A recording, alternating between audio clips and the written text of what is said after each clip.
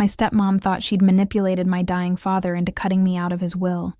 She celebrated. She gloated. She even sent me a text saying I'd get nothing. What she didn't know was that my dad and I had planned for this exact situation 2 years earlier. I'm going to tell you how we outsmarted her, why we let her think she'd won, and the look on her face when she realized she'd been played the whole time. But first, you need to understand who this woman really is. My dad met Patricia when I was 15. My mom had passed away 3 years earlier from cancer, and my dad had been alone ever since.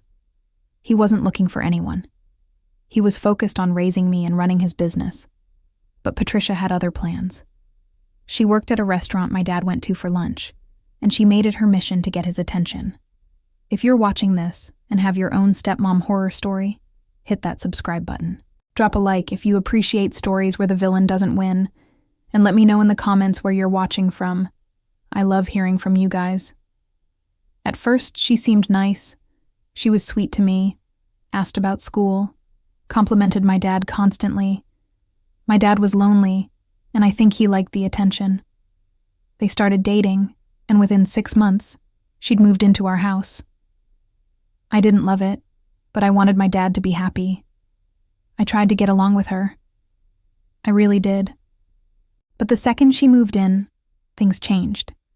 She started redecorating the house, getting rid of my mom's things without asking. She threw out pictures, donated my mom's clothes, and even tried to take down this painting my mom loved. I caught her and told my dad. He talked to her, and she cried and said she was just trying to make the house feel like a fresh start. My dad believed her. Patricia didn't work after she moved in. She said she wanted to focus on taking care of the house and being there for us. What she actually did was spend my dad's money. She bought new furniture, expensive clothes, went to the spa twice a week, and took trips with her friends. My dad didn't seem to care. He made good money from his business, and I think he liked feeling like he was taking care of someone again. They got married a year later. I was 16, and I hated every second of that wedding. Patricia invited like 200 people, most of whom my dad didn't even know. She wore this huge dress and acted like she was royalty. My dad looked happy, so I kept my mouth shut. But I knew something was off about her. She was too focused on his money, too interested in what he owned. As I got older, Patricia's mask started slipping. She'd make comments about how I was spoiled, how my dad gave me too much, how I needed to be more grateful. She'd complain to my dad about me constantly, making up stories about me being rude or disrespectful. My dad would confront me, and I'd have to defend myself. It was exhausting. When I turned 18 and left for college, things got worse. Patricia had my dad all to herself, and she used that time to poison him against me. She'd tell him I never called, even when I did. She'd say I only came home when I needed money, which wasn't true. She made it seem like I didn't care about him, and my dad started to believe her. My dad's business was doing really well. He owned a small manufacturing company, and it was worth a lot of money. He also had properties, investments, and a life insurance policy. I knew that when he died, I'd inherit everything. He'd told me that multiple times. He said he wanted to make sure I was taken care of, that everything he'd built was for me. But Patricia wanted it.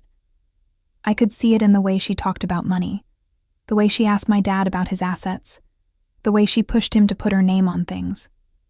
My dad wasn't stupid, but he was in love, and love makes people do dumb things. When I was 25, my dad got sick. Cancer. Just like my mom. It was aggressive, and the doctors said he didn't have long. I came home immediately and spent as much time with him as I could. Patricia hated that. She'd make comments about how I was only there because I wanted his money. She'd try to limit my time with him, saying he needed rest. It was a nightmare. One day, when Patricia was out, my dad asked to talk to me alone. He looked tired, but his eyes were clear. He said he knew what Patricia was doing. He said he'd seen her true colors over the past few years, and he regretted not listening to me sooner. He said he wanted to make sure I got what was mine, but he needed to be smart about it. He told me that Patricia had been pressuring him to change his will. She wanted everything. The house, the business, the life insurance, all of it. She'd been crying to him about how she'd have nothing if he died, how she'd be left with no way to support herself. My dad said he'd been pretending to consider it, but he had a plan. He said he was going to create a new will that left most of his estate to a trust. The trust would be managed by his lawyer, someone Patricia didn't know well. The trust would distribute assets to me over time, and Patricia would get the house and a small amount of money. Enough to keep her quiet, but not enough to live the lifestyle she wanted. But here's the genius part. He was also going to create a fake will, one that left everything to Patricia. He'd make sure she saw it. He'd even have his lawyer mention it in front of her. He wanted her to think she'd won.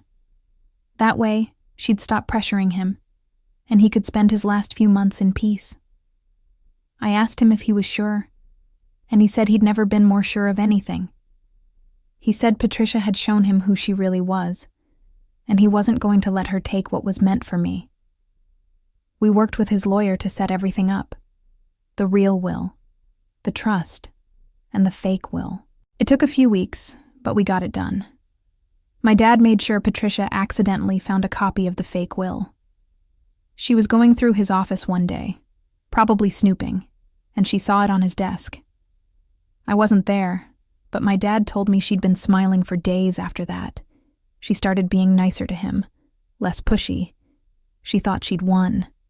My dad passed away 2 months later. I was there with him at the end. Patricia was too, but she spent most of the time on her phone. The funeral was a few days later, and Patricia played the grieving widow perfectly. She cried. She gave a speech about how much she loved him. She accepted condolences like she was the only one who'd lost someone. A week after the funeral, my dad's lawyer called a meeting to read the will. Patricia showed up dressed in black, still playing the part. I was there too, along with a few of my dad's business partners. The lawyer started reading, and I watched Patricia's face carefully.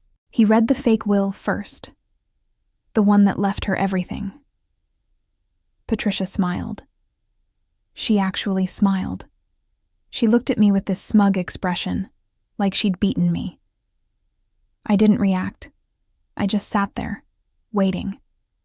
Then the lawyer said, "However, there is an updated version of the will that supersedes this one." Patricia's smile faded. He pulled out the real will and started reading. The house would go to Patricia, along with $50,000. Everything else, the business, the properties, the investments, the life insurance, all of it, went into a trust for me. Patricia lost it. She started screaming, saying this wasn't right, that my dad had promised her everything. The lawyer calmly explained that the will was legal, properly executed, and there was nothing she could do about it. She turned to me and started yelling, calling me manipulative, saying I'd tricked my dad. I just stared at her. She tried to contest the will. She hired a lawyer and claimed my dad wasn't in his right mind when he signed it. But my dad's lawyer had anticipated that. He had medical records proving my dad was mentally competent.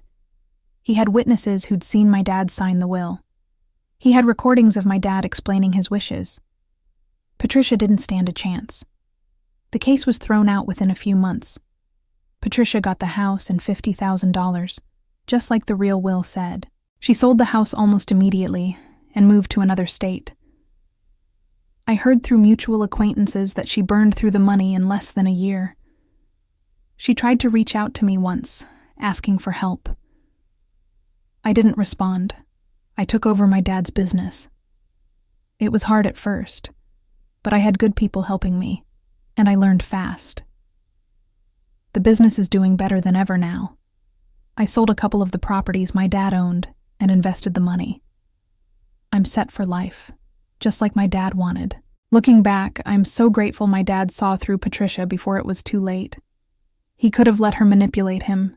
He could have changed his will and left me with nothing. But he didn't. He protected me, even when he was dying. That's what real love looks like. Patricia thought she was smart. She thought she'd played the long game and won. But my dad was 10 steps ahead of her the entire time. He let her think she'd won so he could die in peace, knowing I'd be taken care of. And when the truth came out, there was nothing she could do about it. Here's what I learned from all of this. People will show you who they are if you pay attention. Patricia showed my dad exactly who she was. She was greedy, manipulative, and selfish. And once he saw it, he made sure she didn't benefit from his death. If you're in a situation where someone is trying to take what's yours, don't fight them head on. Be smart. Plan ahead.